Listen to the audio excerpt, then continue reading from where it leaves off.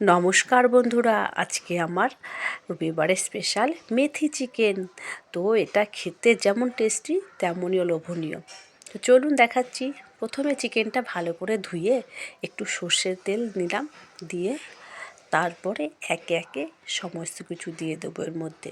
এটাকে প্রথমে আমি ম্যারিনেট করতে রাখছি। তো নুন দিয়ে দিলাম, এর মধ্যে একটু টক দইটা দিলেই ভালো হতো প্রথমে একটুখানি, কিন্তু টক দই তখনও এসে পৌঁছায়নি, মানে বড় ছেলে আনতে গেছে। তো তাই ভাবলাম একটু মশলা দিয়ে ম্যারিনেট করে রেখে দিই, অন্তত চিকেনটা জুসি হবে আর খেতে দারুণ টেস্টি হবে। এরপরে পড়ে গেল আমার হলুদ গুঁড়ো, তারপরে দিয়ে দেবো এর মধ্যে লঙ্কার গুঁড়ো। এটা অ্যাকচুয়ালি হবে লাল লাল ঝাল ঝাল, আর এটাতে কাশ্মীরি লঙ্কাটা একটু বেশি লাগে। আর এবার দিয়ে দিলাম জিরে ধনে গুঁড়ো, আর তারপরে একটু দিয়ে দিলাম সামান্য পরিমাণে একটু আদা গ্রেট করে দিয়েছি, সেইটা দিয়ে ভালো করে ম্যারিনেট করে রেখে দিলাম। আর এখানে একটু টক দই যেটা লাগবেই, এটা একটুখানি ভালো করে ফেটিয়ে নিচ্ছি নুন আর একটু মিষ্টি দিয়ে। আর আজকে আমি মশলাটা আর চিকেনটা যেটা করব সেটা একটুখানি গ্রেভিটা বেশি লাগবে, তো তাই পেঁয়াজ কিছুটা কুচিয়ে আর কিছুটা বেটে দিচ্ছি, আদা রসুন কাঁচা লঙ্কা একসাথে। আজকে আর মিক্সিতে দিচ্ছি না। আপনারা চাইলে এখানে আলু নাও দিতে পারেন, কিন্তু আমি একটু আলু দিচ্ছি, কেননা আমরা একটু আলু খেতে ভালোবাসি। তো আলুটা লাল লাল করে ভেজে নিয়েছি, আর একটু চিনি দিয়ে দিলাম সর্ষের তেলের মধ্যে। চিনিটা ভালো করে গলিয়ে নিচ্ছি যাতে ক্যারামেলটা বেরিয়ে যায়, মানে চিনির যে কালারটাও হবে সেটা তেলের সাথে ভালো করে মিশে গেছে।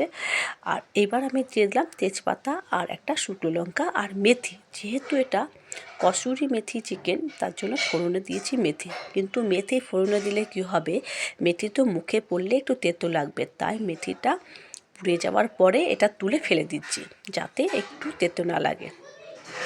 দুই একটা থাকলে তাতে অসুবিধে নেই, কিন্তু যতটা পারবেন একটু তুলে দেবেন, তাতে খেতে ভালো হবে আর তেতো ভাবটা কেটে যাবে অনেকটাই। তো মেথিটা তুলে দিয়েছি। এবার আমি তেলটা দেখুন, কালারটা তেলটায় মনে হচ্ছে না যে অনেকটা কালারফুল হয়ে গেছে, অ্যাকচুয়ালি এটা হয়েছে চিনির জন্য। এটা তো চিনিটা গলিয়ে নিয়েছি ভালোভাবে, এবার মশলাটাও পুড়ে গেছে। এবার আমি এর মধ্যে ধুয়ে কেটে রেখেছি পেঁয়াজ কুচি, সেটা দিয়ে দিলাম। এটা পেঁয়াজটাকে ভালো করে লাল লাল করে ভাজবো। এই চিকেনটা আপনারা ভাত, রুটি, পরোটা, যে কোনো কিছুর সাথেই খেতে পারেন, এমনকি ফ্রাইড রাইসের সাথেও খেতে পারেন। ভীষণ টেস্টি হয়, একবার হলেও বানিয়ে খাবেন। এই যে আমার সব বাটা হয়ে গেছে। এটা মিক্সিতে দিলাম না কেন বলুন তো, মিক্সিতে দিলে একদম পেস্ট হয়ে যায়। এটা একটুখানি থাকবে, খুব ভালো লাগবে। আর শিলে বাটার টেস্ট তো থাকবেই আলাদা। তো এবার টক দইয়ের মধ্যে দিয়েছি কাশ্মীরি লঙ্কার গুঁড়ো, হলুদ গুঁড়ো আর একটু নুন, ভালো করে একটু দিয়ে আর একটু ভালো করে ফেটিয়ে নিচ্ছি টক দইটাকে একটু জল দিয়ে। মশলাগুলো সব আমি এর মধ্যে দিয়ে দিয়েছি। আর এদিকে আমার সমস্ত মশলা দেখুন ভাজা হয়ে গেছে, আর পেঁয়াজ রসুনের কাঁচা গন্ধটাও ঠিক চলে গেছে।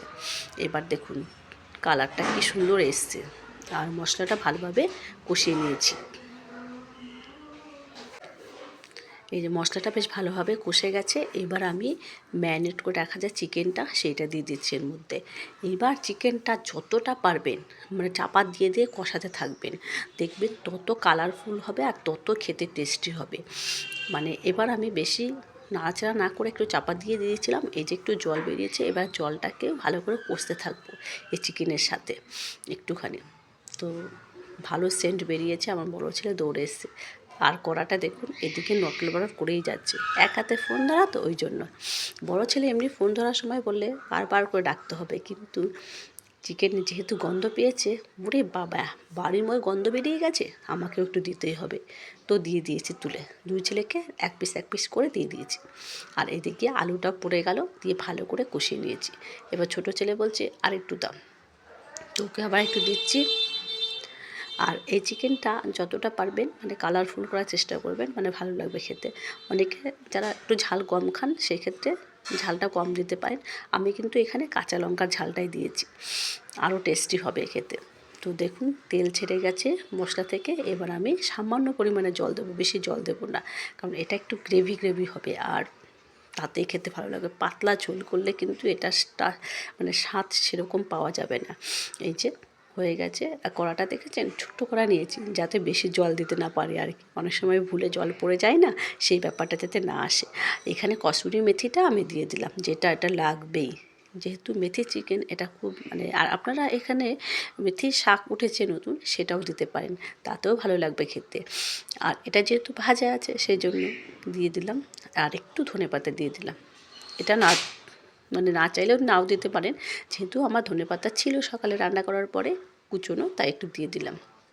দেখেছেন কালারটা, ঠিক এরকম গ্রেভি হবে। এই যে দই দেওয়াতে আর মশলাগুলো এত পড়েছে, পেঁয়াজ বাটা ফাটা পড়েছে তো, আর আলুটা খুব সুন্দরভাবে সেদ্ধ হয়ে গেছে। তো কেমন লাগছে ভিডিওটা জানাতে ভুলবেন না। আর অবশ্যই বাড়িতে একবার করে খাবেন, দারুণ লাগে খেতে, এত সুন্দর কি বলবো, বোঝাতে পারবো না। তো চলুন সবাইকে শুভ দুপুর অনেক অনেক শুভেচ্ছা জানাই। এইটাও আমার বাটাও রেডি। তো টাটা বন্ধু, ভালো থাকবেন সবাই।